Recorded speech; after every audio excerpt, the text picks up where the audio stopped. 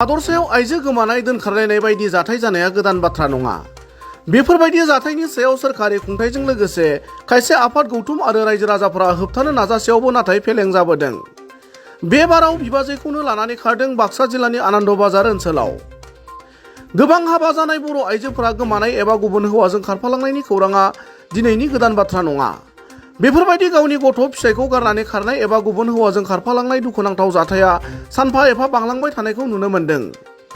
बेबायदि समावनो बे बाराव बिबाजैखौ लानानै खारनायनि अजद सासे सेंग्रानि हेंथायै बाक्सा जिल्लानि आनन्द बाजार पुलिस आउटपस्टनि सिंनि पेटला कलबारि गोजोनपुर गामिनि अकन सरगियारिनि बिसि सानै उन्दै उन्दै गथ'नि बिमा सिन्टुमनि सरगियारिखौ सोमोन्दोआव गावनिनो बिबनां जानाय बाक्सा जिल्लानिनो राबांगुरि बर' बाजार कुन्टामारि गामिनि दुर्गा बसुमतारिनि फिसाज्ला बिनद बसुमतारिया गुबुन जायगायाव लानानै खारनायनि अजद खालामदों अकन सरगियारिया। अकन सरगियारिया फोरमायनाय बादिब्ला सिन्टुमनि सरगियारिखौ लानानै खारनाय बिनद बसुमतारिया गावनि न'खरनिनो जायो आरो सोमोन्दोआव फंबाय जायो। 11 बोसोरनि हौवासा आरो 6 बोसोरनि उन्दै हिन्जावसाखौ लानानै जोबोद जेंनायाव गोग्लैनाय अकन सरगियारिया दा बिसि सिन्टुमनि सरगियारिखौ गथ' सानैनि इयुनखौ साननानै न'आव फैफिननायखौ हास्थायदों। अकन सरगियारिया बिसि सिन्टुमनि सरगियारिनि गोमानायनि बिथिङाव सालबारि पुलिस थानायाव एफआइआर होदों।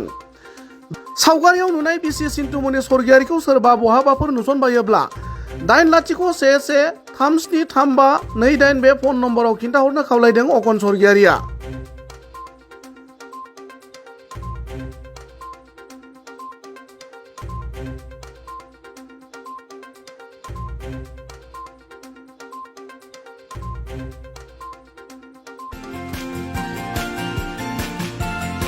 हायर सेकेन्डारि उथ्रिनाय फरायसाफोरनि थाखाय गोजोनथाव खौरां। सेथि सेमिस्टारनि थाखाय गबिन्द बसुमतारी कलेजाव मुं थिसननाया सोलिगासिनो। गिबि मुं थिसननाय 100 फरायसाफोरनि थाखाय स्पेशल अफार आरो गुबुन गुबुन रोखोमनि बेसेन नाङै क्लासनि खाबु होनानै मुं थिसननायनि हाबाफारिया गबिन्द बसुमतारी कलेजाव सोलिगासिनो। फरायसाफ्रा गावनि गोसो बायदि साबजेक्टफोरखौ सायख'नानै लानो हागोन। लोगोसे basic computer class, self defence, spoken English class बायदि खाबुफोरखौ फरायसाफ्रा बेसेन नाङाजासे लानो हागोन। बे कलेजाव गासैबो फरायसाफोरनि थाखाय फ्रि बासनि सार्भिसनि राहा आरो बिजाब बाख्रिनिबो राहा दं। आरो बे खेबनिफ्राय भिउ सेन्टार अदेबानि एग्जाम सेन्टार महरै फरायसाफ्रा गबिन्द बसुमतारी कलेजावनो आनजाद होनो हागोन। गबिन्द बसुमतारी कलेजाव एसेल' बेसेनावनो मुं थिसननानै कलेजनि राहानि खाबुफोरखौ लानो हागोन। रोखायै मिथिनो थाखाय फारियै होनाय जानबुं नाम्बाराव कन्टेक्ट खालामनो हागोन।